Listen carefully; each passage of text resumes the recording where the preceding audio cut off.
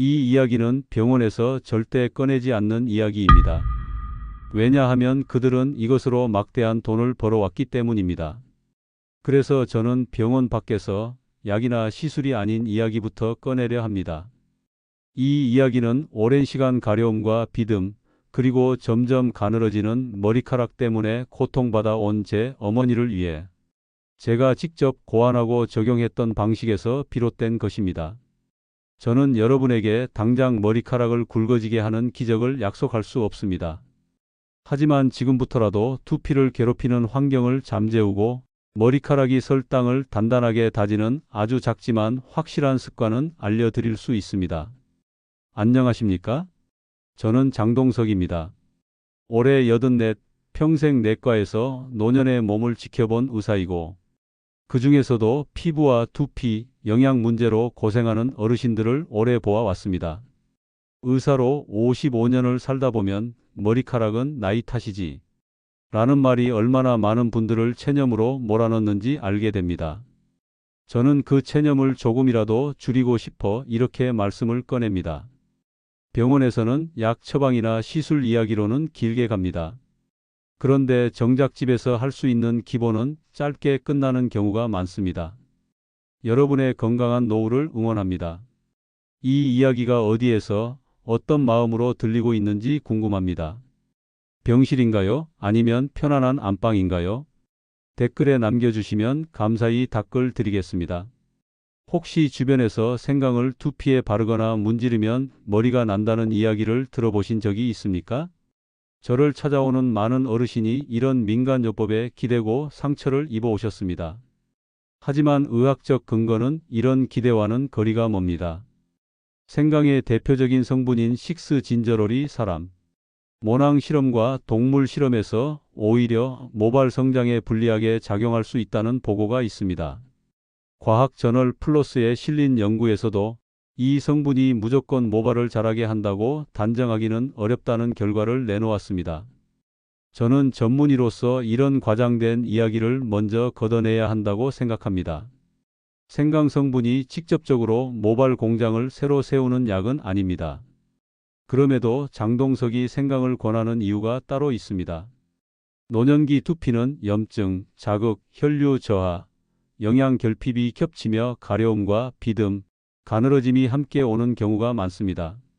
머리카락이 빠지는 문제 이전에 두피 자체가 쉴 틈 없이 예민하고 불편한 상태인 것입니다.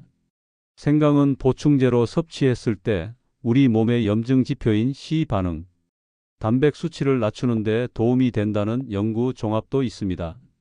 이는 미국 국립보건원 산하의 PMC 같은 공신력 있는 기관에서도 다루어진 내용입니다. 즉, 생강은 모발 공장을 새로 세우는 약이라기보다 공장 주변의 연기와 먼지를 줄여 환경을 깨끗이 정리하는 쪽에 더 가깝습니다. 머리카락이 자라는 땅, 즉 두피 환경을 조용하고 평화롭게 만드는 데 도움을 줄 수 있다는 뜻입니다. 여기에 레몬을 더하자고 말씀드리는 이유는 생강의 효능 때문이 아니라 꾸준함 때문입니다. 생강 특유의 알싸하고 매운맛 때문에 오래 드시지 못하고 포기하는 어르신이 많습니다. 레몬의 상큼함이 이 맛을 부드럽게 잡아주어 꾸준함을 돕습니다. 그리고 레몬의 비타민 C는 피부와 두피의 바탕이 되는 콜라겐 합성에 관여하며 항산화 균형에도 도움을 줍니다. 머리카락 자체는 단백질이지만 그 단백질이 서는 땅은 두피입니다. 땅이 갈라지고 가렵고 염증이 있으면 씨앗을 아무리 뿌려도 힘이 없습니다. 땅을 튼튼하게 다지는 것이 우선입니다. 지금 머리카락 때문에 고민하는 어르신들은 혹시 탈모약이나 주사 같은 거창한 치료를 생각하기 전에 평소 두피가 유난히 가렵고 비듬이 많아지고 자주 붉게 달아오르는 경험을 하고 계시지 않으십니까? 아침에 따뜻한 물 한 컵에 생강 얇은 편 몇 조각을 우려냅니다. 생강을 너무 진하게 넣을 필요는 없습니다. 그저 향이 은은하게 느껴질 정도면 충분합니다. 이 물이 미지근해졌을 때 레몬 한 조각이나 레몬즙을 조금만 더합니다. 너무 뜨거울 때 레몬을 넣으면 비타민C가 파괴될 수 있으니 피하는 것이 좋습니다. 이 습관은 모발이 당장 굵어진다가 목표가 아닙니다. 가려움이 줄고 비듬이 누그러지고 두피가 덜 예민해지는 방향을 첫 목표로 잡으셔야 합니다. 생강을 두피에 직접 문지르거나 고농도의 생강 오일을 바르는 민간요법은 장동석이 강력하게 권하지 않습니다. 생강이 자극이 오히려 자극성 접촉 피부염을 일으켜 가려움이 더 심해지고 두피 환경을 망가뜨릴 수 있습니다. 또한 피를 묽게 하는 약을 드시는 분, 속이 쉽게 쓰린 분, 담석으로 고생하는 분은 섭취량을 욕심내지 마십시오. 몸에 좋다는 말은 노년기에는 특히 과하면 독이 됩니다. 적게 오래 가는 것이 핵심입니다. 생강과 레몬이 두피의 만성적인 염증 환경을 잠재우는 작은 습관이라면 이제 우리의 머리카락 문제가 어떤 유형에 속하는지 정확히 진단해야 합니다. 다음 챕터에서는 노년기 머리 문제를 세 갈래로 나누어 나의 고민에 맞는 접근법을 알려드리겠습니다. 대부분의 어르신은 머리카락이 빠지기 시작하면 무조건 탈모라는 하나의 이름으로 묶어 좌절하십니다. 하지만 제가 55년간 현장에서 본 노년기 머리 문제는 보통 하나가 아닙니다. 원인을 정확히 세 갈래로 나눠야 길을 잃지 않습니다. 첫째는 유전과 호르몬의 영향입니다. 남성형, 여성형 탈모처럼 유전과 호르몬 영향으로 모낭이 점점 작아지는 경우입니다. 이 경우에는 두피가 가렵거나 붉지 않아도 정수리 중심으로 밀도가 비어 보입니다. 이 유형은 미국 피부과학회 학술지 등에서 근거가 명확히 확립된 미녹시딜이나 피나스테리드 같은 표준 치료가 가장 합리적인 선택입니다. 머리카락을 다시 자라게 하는 공장 자체의 크기가 줄어들었을 때는 공장 재건축이 필요합니다. 둘째는 두피 염증과 비듬입니다. 가려움, 붉음, 기름진 각질이 반복되는 지루 피부염 같은 문제입니다. 이 경우에는 머리카락이 빠진다기보다 두피 환경이 너무 불안정하고 염증이 심해서 모발이 견디지 못하고 가늘어지고 끊어지는 경우가 많습니다. 염증으로 인해 모낭 주변이 계속 자극을 받는 것입니다. 이때는 염증을 잠재우는 항진균 성분 샴푸, 예를 들면 케토코나졸 성분의 샴푸가 미국 피부과학회 가이드라인에서도 도움이 될 수 있다고 권고됩니다. 이 유형은 두피의 토양을 정화하는 일이 먼저입니다.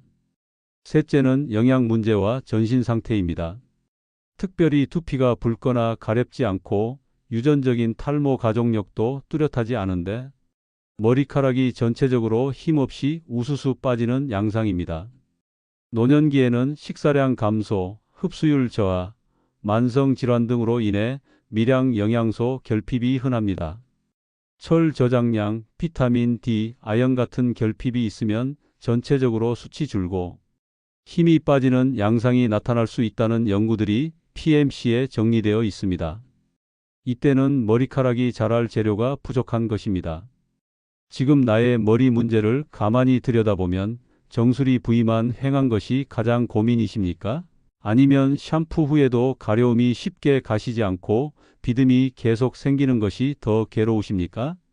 거울 앞에서 세 가지만 체크해야 합니다. 첫째, 정수리 중심으로 비어 보이는지. 둘째, 가려움과 비듬, 붉음증이 반복되는지. 셋째, 머리카락이 전체적으로 힘없이 우수수 빠지는 느낌인지. 이 셋 중 어디에 가장 가까운지에 따라 접근법이 완전히 달라져야 합니다. 이 세 가지 문제를 생강 한 방으로 묶으면 길을 잃기 쉽습니다. 내가 어떤 유형인지를 아는 것이 진정한 시작입니다. 가려움이 있다고 무조건 머리를 더 자주, 더 세게 감는 분들이 있습니다. 노년기 두피는 젊을 때보다 얇고 건조해져서 강한 세정은 오히려 두피 장벽을 무너뜨려 가려움을 악화시키는 요인이 됩니다. 또 영양제가 몸에 좋다는 말만 듣고 여러 개를 겹쳐 드시는 어르신들도 많습니다. 특히 비타민 A, 셀레늄 같은 것은 과다 복용 시 오히려 탈모와 연관될 수 있다는 보고가 PMC에 있습니다. 검사 없이 과다 복용은 절대 피해야 합니다. 머리 문제가 세 갈래로 나뉜다는 것을 알았으니 이제 장동석이 제 어머니께 적용했던 경험을 통해 어떻게 복합적인 문제를 해결해 나갔는지 구체적으로 알려드리겠습니다. 다음 챕터에서는 생강 레몬 습관을 어떻게 어머니의 일상에 녹여냈는지의 비밀이 담겨 있습니다. 장동석이 생강에 레몬을 붙이는 이유는 화려한 기적이 아니라 지속 가능한 습관 때문입니다. 몸의 변화는 한 번의 충격적인 사건이 아니라 매일 반복되는 작은 노력의 합으로 이루어집니다. 꾸준함이 중요한 이유는 표준 치료도 마찬가지입니다. 미녹시딜이든 두피 관리든 몸의 결핍을 채우는 일이든 달력으로 최소 석 달은 봐야 변화의 방향이 보입니다. 단기적으로 효과를 보려고 욕심을 내다가 부작용을 겪거나 포기하는 분들이 너무 많습니다. PMC와 같은 연구기관에서도 모발 성장에 있어 가장 중요한 요소 중 하나로 치료의 지속성을 강조합니다. 그리고 챕터 2에서 언급했듯이 두피 가려움이 반복되는 분에게는 두피를 진정시키는 치료가 모발 관리의 가장 앞줄에 서야 합니다. 염증과 자극이 심한 두피는 그 어떤 영향을 주어도 받아들이기 어렵습니다. 지루피부염 관리의 기본으로 항비듬 샴푸가 권고되는 이유도 여기에 있으며, 이는 미국 피부과학회에서 공통적으로 안내하는 기본 원칙입니다. 염증이라는 불부터 끄고 씨앗을 뿌려야 합니다. 장동석의 어머니는 70을 넘기며 머리를 감은 뒤 두피가 따끔거리고 가려워 밤잠을 설친 날이 많았습니다. 염색을 자주 하다 보니 두피가 얇아진 느낌도 있다 하셨지요. 처음에는 어머니도 나이 들면 다 그런 거다 하고 넘기려 했습니다. 그런데 의사의 눈으로 보기엔 달랐습니다. 가려움이 심해지던 시기에 식사가 부실했고 물도 적게 드셨고 가려울 때마다 손톱으로 긁어 상처가 생기곤 했습니다. 심지어 베개에 작은 핏자국이 묻어 나오는 날도 있었습니다. 장동석은 치료를 거창하게 시작하지 않았습니다. 어머니의 불편한 습관 하나를 고치는 것부터 시작했습니다. 첫째, 저녁에 머리 감는 습관을 아침이나 이른 오후로 옮겼습니다. 밤에는 두피가 건조해지고 가려우면 무의식 중에 긁다가 상처가 더 악화되기 때문입니다. 어머니께 해가 져서 주무시기 전까지 머리를 뽀송하게 말려 놓으세요 라고 부탁했습니다. 둘째, 생강을 3개가 아니라 조금으로 시작했습니다. 따뜻한 물에 생강을 아주 옅게 우려 미지근해지면 레몬을 소량 넣었습니다. 향이 좋아져서 어머니가 스스로 찾게 만드는 것이 목표였습니다. 강제로 드시게 하는 것이 아니라 향긋함 덕분에 오늘은 한 잔 마셔볼까 하고 손이 가게 만드는 것입니다. 매일 아침 식사 전에 드시는 작은 습관으로 자리 잡게 했습니다. 셋째, 샴푸를 바꾸었습니다. 매일 향 강한 일반 샴푸로 박박 씻던 것을 줄이고 일주일에 2번은 항비듬 성분이 든 샴푸로 두피를 먼저 진정시키게 했습니다. 샴푸를 바꿀 때도 어머니께 이건 탈모 샴푸가 아니라 두피를 쉬게 해주는 샴푸라고 설명했습니다. 치료의 목적을 명확히 전달했습니다. 넷째, 단백질을 한 끼에 손바닥만큼은 꼭 드시게 했습니다. 어머니가 좋아하는 생선이나 달걀찜 같은 형태로 보충했습니다. 머리카락은 결국 단백질이고 노년기엔 소화 문제로 먹는 양 자체가 줄어드는 날이 많아 단백질 부족이 심각해질 수 있습니다. 한 달쯤 지나 어머니가 먼저 말씀하셨습니다. 밤에 덜 긁는다. 석 달이 지나서는 빗질할 때 손에 잡히는 빠짐이 줄었다고 했습니다. 검은 머리가 갑자기 솟아났다는 극적인 이야기는 아닙니다. 대신 두피가 조용해지니 머리카락도 조용해졌습니다. 노년기 관리의 정답은 대개 이처럼 거창하지 않은 작은 변화에 있습니다. 첫째, 생강 레몬 물은 아침에만 드십시오. 밤에는 위를 자극할 수 있어 피하는 것이 좋습니다. 둘째, 두피 가려움이 있으면 손톱은 절대 금지하고 손가락 끝에 지문으로만 부드럽게 마사지하듯 만집니다. 셋째, 일주일에 2번은 두피 상태에 맞춘 항비듬 샴푸 사용을 고려합니다. 이는 미국 피부과학회에서 권고하는 염증 관리의 기본입니다. 넷째, 식사에서 단백질과 함께 철 저장량, 비타민 D의 섭취량을 점검하십시오. 필요하면 병원에서 혈액 검사부터 하는 것이 가장 정확합니다. 이 모든 것은 PMC와 같은 연구에서 결핍이 모발 상태에 영향을 미친다는 근거를 바탕으로 한 조언입니다. 레몬은 산성이라 위가 예민한 분께 속쓰림을 만들 수 있습니다. 이런 분은 레몬의 양을 더욱 줄이거나 생강 물만 드시는 것이 좋습니다. 또 생강이 몸에 좋다고 해서 양을 갑자기 늘리는 것은 피하십시오. 적게 오래 가는 것이 핵심입니다. 장동석의 어머니 사례가 작은 습관의 힘을 보여주었다면 다음 챕터에서는 제가 직접 만난 환자 사례를 통해 왜 목표를 머리숱이 아닌 마음의 회복에 두어야 하는지 현실적으로 알려드리겠습니다. 모발의 변화는 결과가 느리고 마음은 그 결과보다 더 빨리 무너집니다. 그래서 목표를 잘못 잡으면 중간에 포기하게 됩니다. 나의 유형에 맞는 현실적인 목표를 세우는 것이 이긴 싸움에서 이기는 유일한 길입니다. 남성형, 여성형 탈모가 의심되면 앞에서 언급했듯이 미국 피부과학회, 학술지 등에서 근거가 확립된 표준 치료에 도움을 받는 것이 합리적입니다. 시간을 낭비할 필요가 없습니다. 반대로 가려움과 비듬이 중심이면 먼저 염증을 잡는 쪽이 우선입니다. 그리고 영양 결핍이 숨어 있으면 무엇을 발라도 헛수고가 되기 쉽습니다. PMC의 연구에서도 영양 상태 점검의 중요성을 계속 강조합니다. 몇 해 전 전주에서 오신 이철우님 72이었습니다. 이철우님은 정수리가 비어 보이는 것보다 두피가 미칠 듯이 간지러운 것이 더 괴롭다고 했습니다. 밤에 긁다가 피가 나고 아침에 베개에 떨어진 머리카락을 보면 가슴이 철렁 내려앉는다고 했지요. 이철우님은 이미 인터넷에서 좋다는 생강 오일, 여러 한방 오일을 사서 번갈아 바르고 있었습니다. 장동석이 두피를 보니 기름진 각질이 붙어 있고 붉은 부위가 군데군데 있었습니다. 머리카락이 빠진다기보다 두피가 계속 화가 나 있는 얼굴이었습니다. 저는 이철우님에게 머리를 나게 하는 계획이 아니라 두피를 잠재우는 계획부터 잡자고 설득했습니다. 첫째, 일주일에 2번 항진균 샴푸를 쓰고 나머지 날은 순한 샴푸로 바꾸었습니다. 염증을 잡는 것이 첫 단추였습니다. 이는 미국 피부과학회에서 권고하는 대로 지루피부염 관리의 기본이었습니다. 둘째, 샤워 물 온도를 낮추고 감은 뒤 드라이를 너무 뜨겁게 하지 않게 했습니다. 뜨거운 물과 뜨거운 바람은 두피의 수분을 빼앗고 염증을 키우는 최악의 습관입니다. 셋째, 생강은 바르지 말고 마시게 했습니다. 자극을 더하면 불이 커지니까요.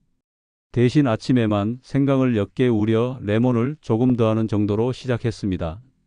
두피의 염증 수치를 낮추는 간접적인 도움을 기대했습니다. 넷째, 혈액 검사에서 비타민 D 수치가 낮아 교정 계획을 세웠습니다. PMC 연구에서 보고된 것처럼 결핍을 채우는 것이 전신 상태를 개선하는 길이기 때문입니다. 한 달 뒤 이철우님 표정이 먼저 달라졌습니다. 밤에 긁는 횟수가 줄었다. 석 달 뒤에는 머리숱이 갑자기 늘었다기보다 빠지는 양이 줄고 머리카락이 덜 가늘어졌다고 했습니다. 무엇보다 이철우님이 다시 밖에 나갈 마음이 생겼습니다. 장동석은 그때 확신했습니다. 노년기 두피 관리의 절반은 모발이 아니라 마음의 회복이라는 것을요. 가려움과 스트레스에서 벗어나는 것이 가장 큰 치료입니다. 한 가지로 모든 것을 끝내려 하지 말고 본인 유형에 맞춰 2줄로 계획을 세우십시오. 첫째, 두피 가려움 줄이기 1줄. 둘째, 영양과 생활 습관 개선 1줄. 여기에 생강 레몬 습관은 2번째 줄에 작은 엔진으로 붙입니다.